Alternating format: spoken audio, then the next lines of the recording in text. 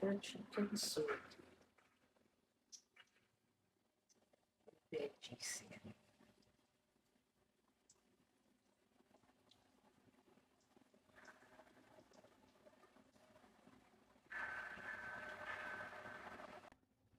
Yan, good morning sa lahat. Ang lulutuin ko ngayon, yung viral na no water na chicken soup.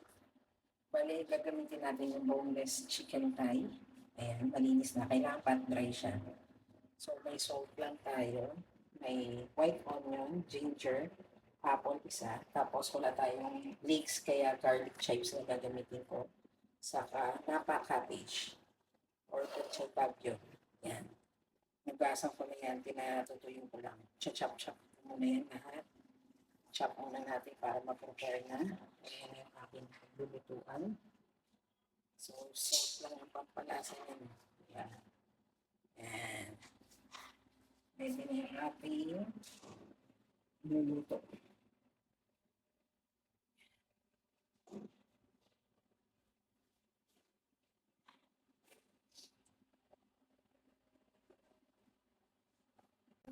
Pwede na natin nakakaiwang sangkap. Yan ay yung matitigas na parts ng ating napakabig siya na pinakain. Ngayon, nalagyan natin ng asin. Hirap natin ng asin. Itong ating pag-dry ng chicken. Boneless chicken na ito. Hindi lang. Ang asin ay nalagyan natin. Yan. Kasi yung pinakalansa ko niya, dyan ang kukuha ng alat. Dahil yan, may asin na yung ating chicken. Sa malit na lang, kung na natin naman. So, next na natin natin dito sa ating paprika ko natin dito sa napakabig siya mga hapon. Ano pa matakamis ng ating sabaw? Tapos may onions. Tapos ating ginger. Pinipit ko para meron siyang ano. Meron yung red of vegetables and fruits. Yan. Yan. Bigyan natin yan. Tapos syempre nagdali na rin tayo ng ating garlic chives. Yan. Ano yan? Dapat ano mix eh. Pero walang mix. Tapos nagdali na natin yung ating chicken. Ibabaw natin kung ano tayo medyo malambot compared ng ating napaka-cabbage or pechay butter. Yan. Tapos yung ating chicken, may asin na. Yan. Tapos magaling ko ng buto kasi walang buto eh. Yan. Tapos ang chicken, lagyan natin ulit ng mga hapos. Ito na kung ginamit ko, non-stick din. Yan. Ginger. Pero nilagyan natin sa gilid ng mga hapos na. Saka yung ating white onions. Saka yung ginger. Tignan natin. Ayan natin siya. Sasala natin siya sa medyo higit pala. Kasi ito eh. Sa bawah, try na tayo natin. Ating non-stick pan. Yan. Siya pa natin natin. Kasi mas malambot na kaya yan. Hanggang sa iba ko.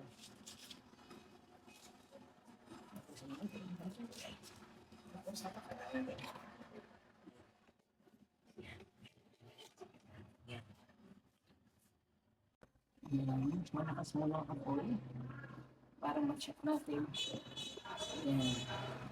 Tapos nakakano natin. Hanggang sa mag-simmer siya. Yan. Siyempre, unang sala pa lang, nakasalan natin yung apoy. Mamulis na siya kaya hininaan ko na yung ating apoy. Mga isang oras na ang lutuan niya ito. So, sinalo ko siya ng mga around 10:30, sakto 11:30. Saka ko na siya bubuksan. Nangangamoy na yung mga gulay. Nangangamoy ko na yung napaka-cabbage. Nag-moist na siya. Wala pang sabaw yan. Ina-observe lang natin. So, medium heat na yung ating yung ating apoy niya. Legit yung lasa nito. Sakto lang yung manamis-namis nga na sabaw. Ayan, tingnan nyo. Oo. Tinikman ko.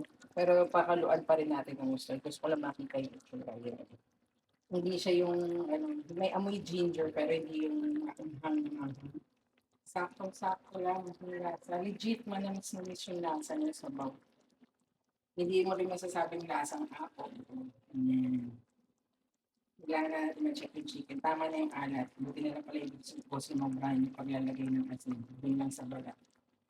Yan, yung tsura niya. Ang sarap. Legit yung ano, yung viral na chicken na ano, na water chicken soup. Yan.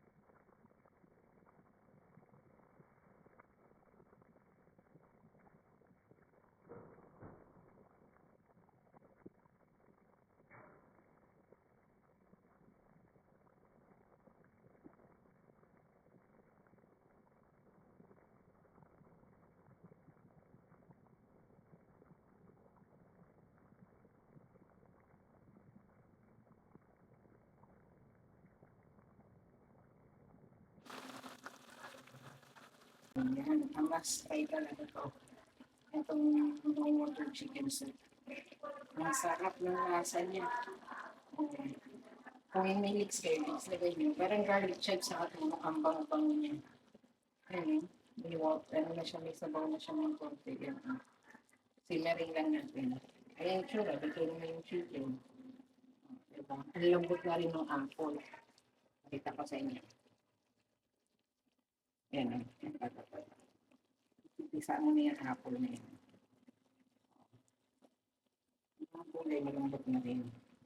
Ang ating chicken, ayan na, dito na yung slice ko na lang yan. Dito na yan, mahinang apoy na lang.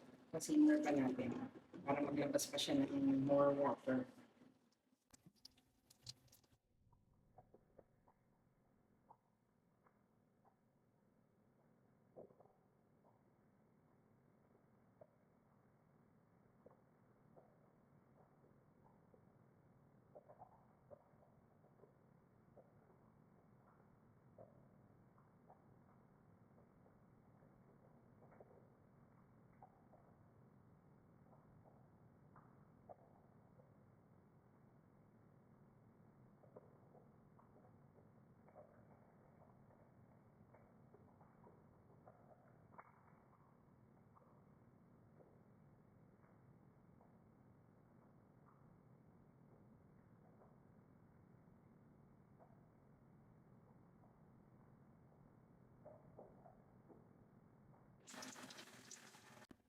Luto na yung ating no water chicken soup. Mas maganda pala pag chicken tayo. Ganyan. Kaya yung pinakasabaw ng doon yung malayo. Na-distribute ko na yung dalawa. So, yan. Yung sure yung apple malambot na eh. Pinatigin ko kay mother yung soup kanina. Okay naman daw. Diba? Kasi nila. Tapos, ayun na. Yan yung ating final product.